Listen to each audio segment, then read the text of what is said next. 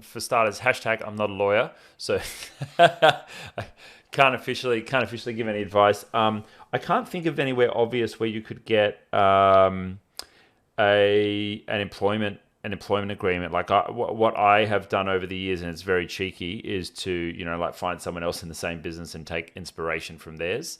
It's not the end of the world to copy someone's. Not you. I would never recommend you copy someone's contract, but it's not the end of the world to have a look at it and realize what's in there, and then go to your own representation and say, hey, I need these kind of features in an agreement.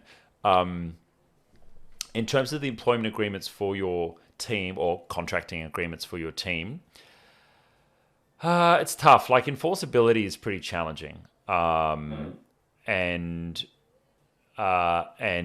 you're not going to go over and sue someone. But the advantage that you have working for you is that most people based in the Philippines are pretty scared of contracts, because you can get, like, you don't want to get caught up in the legal system there. Some things, even if you do the wrong thing, you can get dragged off to jail, and some of the offences are non-bailable offences for very minor things.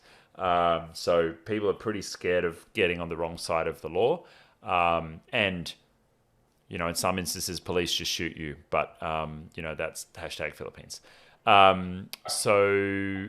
I would say your contracts are useful, but enforceability is then a challenge. And we spend a lot more time on managing the human element of retaining staff than we do on the contracts. Especially someone working at home can just ghost out and not show up. And it's like, what are you gonna do? Like, there's just nothing you can do. And our biggest problem is people not sticking around for their notice periods. Is just like handing in notice and then they just don't show up the next day to work, which is a complete pain in the ass. I don't know if you're going to run into any of those kind of issues. The antidote to that is culture, hiring the right people and that kind of thing. But that's going to be probably a constant challenge. Hence guarantees. I've considered over the years, like, how can I get my claws into someone? Like, do I find out where they live and like get a copy of their license and threaten to go to the police for theft of hardware if they bounce out and don't serve their notice period? It's like that kind of like control type mechanism to potentially use a little bit of fear to try and get compliance from the team. But we haven't really, we haven't really had to go that far down that road.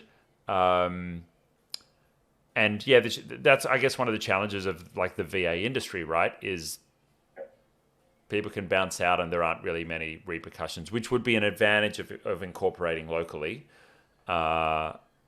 Eventually, that would probably be a good move. So then you've got people on payroll. I don't think that necessarily means that they're going to stick around, but they may feel like it's a more formal arrangement, and that might mean that they would comply. But I suspect you'll become an expert at managing this as the business scales. This is going to be one of your big ones to manage. But the one thing that I want to reiterate is, if you can start the day with VA stuff, before you do anything else, that might give you more. The other thing is, and don't discount that there might be something subconscious or underlying going on that's stopping you from going ahead with this. That because you might have nothing else scheduled for a day but not do any VA work, and then you got to look at it and go, why did you not do any of that?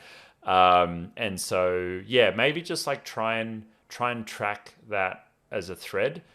See if there's anything that's there. There might be something that's causing procrastination, holding back.